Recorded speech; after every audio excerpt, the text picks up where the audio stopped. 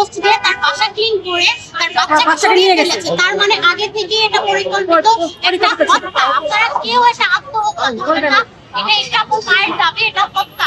সব মায়ের দাবি, আমাদের সব মায়ের দাবি। টর্চার করা হয়েছে, সে হত্যা উনি নিজেকে শেষ করে দিয়েছে তার হাজবেন্ডের জন্য। তো এটাকে হত্যা বলবেন, কেউ প্লিজ দয়া করে আত্মহত্যা উচ্চারণই করবেন। আলবিকে জিজ্ঞেস করবেন দেশে কিসের আশায়, কিসের কারণে এই একটা সুন্দর জীবন সে নষ্ট করে দিল। ইকরা শুধুমাত্র একটা নর্মাল হাউসওয়াইফ ছিল না, ও আমাদের হাজার হাজার মেয়ের ইন্সপিরেশন ছিল।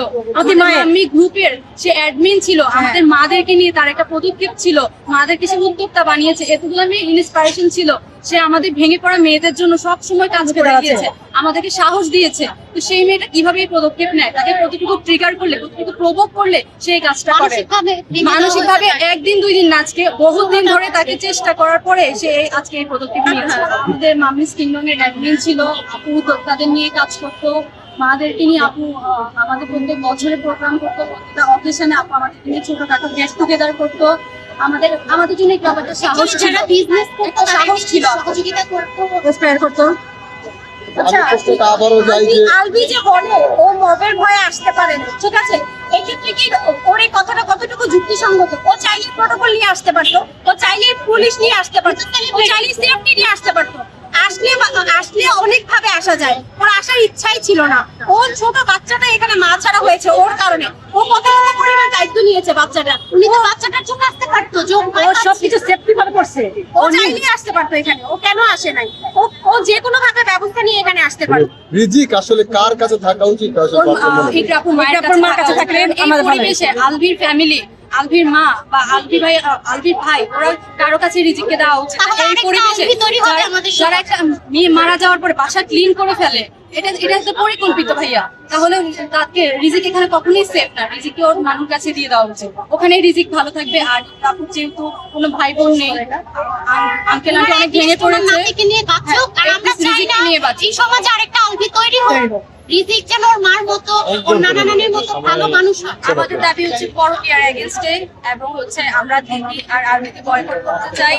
মিডিয়াতে নেক্সট কোনো ইকরা না হয়, ওরা যদি মিডিয়া থেকে না থাকতে পারে। আর সমাজে যত লুকিয়ে থাকা আলভি আছে তারা যেন এই আমাদেরকে দেখে এরকম শাস্তি হোক আলভির, যেন তারা ভালো হয়ে যায়, বউ বাচ্চা নিয়ে ভালো থাকুক। আর তিথির মতো মেয়েরা যারা আছে আমাদের মতো সহজ সরল, আমাদের সুন্দর সংসার নষ্ট করতে চায়, তাদের জন্য বিচার হয়। তিথির মামলা কেন ওঠানো হলো, আমাদের এই একটাই দাবি, কেন তিথির মামলা ওঠানো হলো আর ওদেরকে কেন অ্যারেস্ট করা হচ্ছে না? তারা বাংলাদেশে আছে, তারা কিভাবে ইমিগ্রেশন পার হলো, এটা আমার সরকারের কাছে দাবি। আমাদের নতুন সরকার এসেছে, তার কাছে আমাদের যাবজ্জীবন কারাদণ্ড ফাঁসি না হোক, কারণ আপুকে যেভাবে তিলে তিলে হত্যা করা হয়েছে তারাও যেন তিলে তিলেই কষ্টটা পায়, তাদের যেন বের কোনোভাবেই করা না হয়।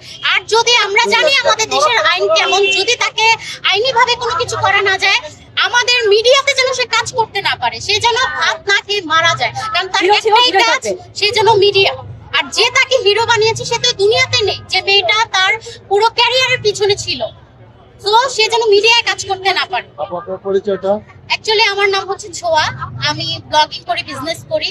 আর ইকরাপুর গ্রুপে আমি মেম্বার ছিলাম, আপুর সাথে অনেকবার মিট হয়েছে, ছোট বোনের মতো ভালোবাসতো। সে আমার আপন কেউ না, তাও আমি 4 রাত ধরে ঘুমাতে পারি না। আজকে আমি এখানে দাঁড়িয়ে আছি, আমার একটা মেয়ে সন্তান আছে, আমার মেয়ের জন্য ভবিষ্যতে এরকম কোনো আলভি আমার মেয়েকে শেষ করে দিতে না পারে, সেজন্য আজকে আমি এখানে দাঁড়িয়ে আছি।